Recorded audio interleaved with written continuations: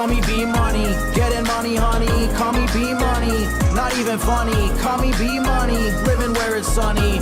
B for short, don't call me sir, buddy. All right, everyone. So thanks for watching. We got another episode of the B Money Show with your host, B Money. We are doing episode 11 now. I know it's been a little bit of a time gap here, so I just dropped the quality a little bit, but the information's gonna be just as good, so you're gonna want to watch. Now, as you've already seen in my previous video, you know how to invest.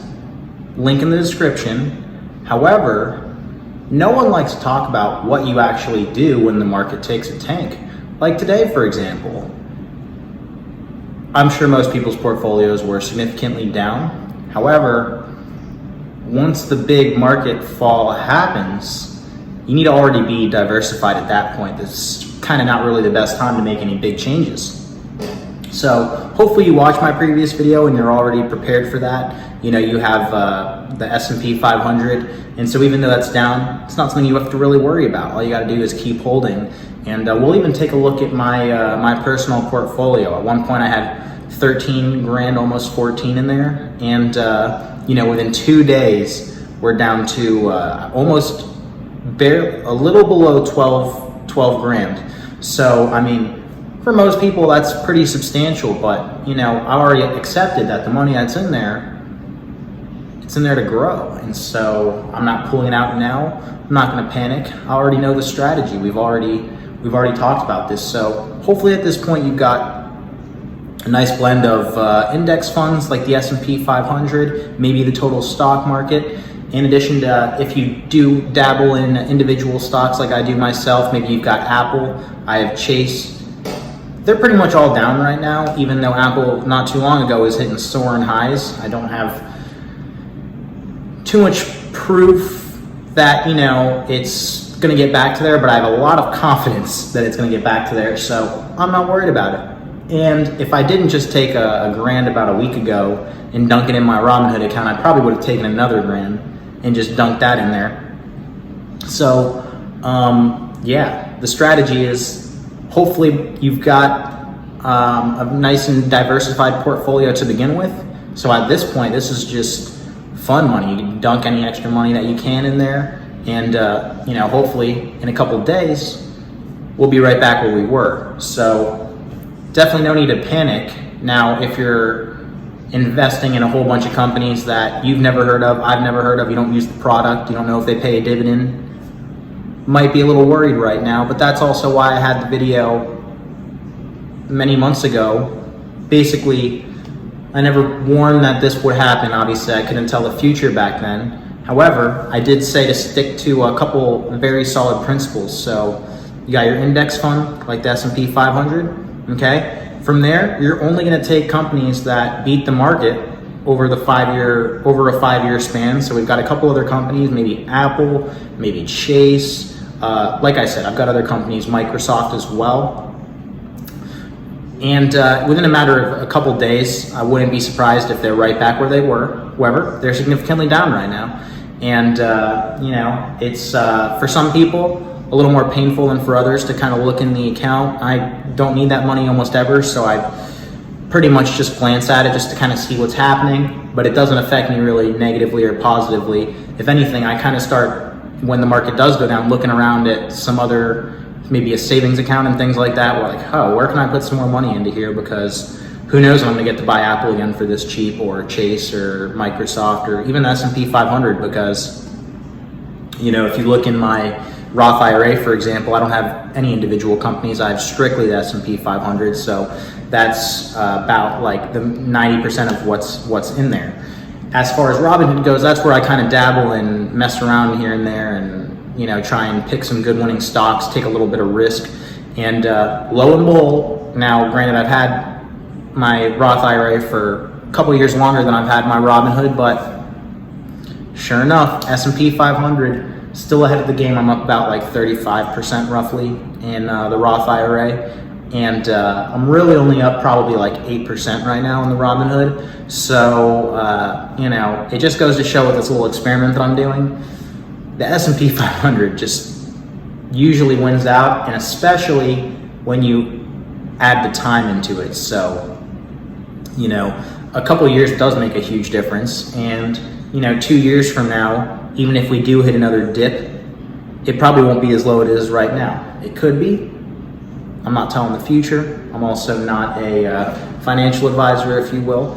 I'm just someone that knows what they're doing investing wise, has been investing for a little bit, and I'm trying to pass along as much useful information as I can. Maybe someone that's in the beginning levels, probably, you know, either just getting started, maybe 1-2 years in, hasn't really seen all these high ups and downs and dips and record numbers. So just kind of trying to set the stage a little bit here so you more or less have an idea of what to expect.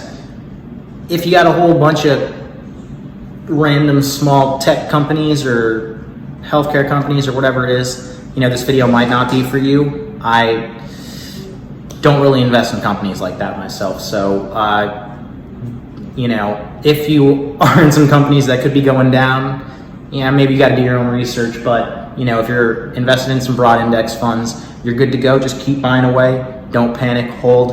And that goes to show the importance of an emergency fund, because, you know, if you got to sell off investments right now to pay off bills, you're not going to be doing so well. But if you've already got your emergency fund, you can live off the cash for a bit. Or if you even want to take a little bit into that emergency fund, maybe you've got 6 months, maybe you want to cut it down to 3 months so you can, you know, take the rest of that money and invest it. Depending on what you invest in, that's a very good choice. So, you know, I'm not gonna say that's a bad decision, but that's why we got the emergency fund for. So, you know, I wasn't in the category of people that had a 6 months emergency fund. I don't love holding on to cash so much, so I really just have a 3-month emergency fund. And so, you know, I added a whole bunch of money, unfortunately, right at what some people would consider the wrong time. Really, in the grand scheme of things, in terms of when I actually plan on selling off the investments, it's not really the wrong time. I'm sure that all of these investments will be far and above where they were a couple days ago, and I will have not even noticed this, and my only memory of this specific day will probably be this video and looking back on it, and maybe some editing and different types of work that I did over the course of the day. I made a TikTok earlier as well, so go ahead and follow me on Instagram, TikTok, everything if you want to see. It's on Facebook too. Now, that would probably be a good time to remind you all to smash the like button, go ahead and subscribe, hit the notification bell, and that way you get to find these videos when they first drop, and you don't just see them kind of randomly throughout whenever. You'll get to see them firsthand, and I appreciate you for that. So yeah, so be sure to go and do all that, and you know, really that's about it. There's nothing too much more that we really have to say about that. I would just say, you know, when you have a nice diversified portfolio, yeah, the stocks, your investments don't really go up quite as much, because you might have some other bonds maybe invested in there, maybe 10% of bonds or 20% of bonds. And, you know, as the market does really good, bonds tend to not do so good. But when the market starts to take a dip, bonds tend to do a little better. So that's something to have, hopefully already invested before the tank. And that way you're not looking at your portfolio, you know, in total, you know, at least you'll have 1 or 2 ETFs that are up. And, you know, that kind of makes it a little easier for some people to look at their investments that way. So, yeah, I mean, there's not too much more to really be said about that. I would just say when, you know, if you're already in a good position, then that's great. If you're not in the best position, then, you know, kind of assess how you feel. Like, if you're feeling really scared right now about the money that you got, maybe you need to take a little bit more of a conservative approach. Just, you know, kind of dump some of these penny stocks and, you know, go on to some more proven stocks that are been around for a while. So, you know, this is a good opportunity for you to kind of realize, hey, are you as diversified as you'd like to be?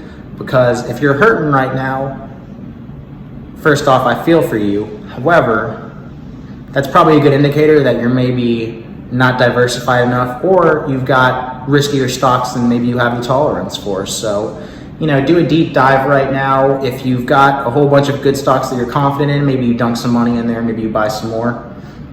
If your account's really hurting right now and you're not feeling too good about it, when all this kind of blows over, you might want to reevaluate what stocks that you want and don't want. So thanks for watching, everyone. We'll have another episode relatively soon.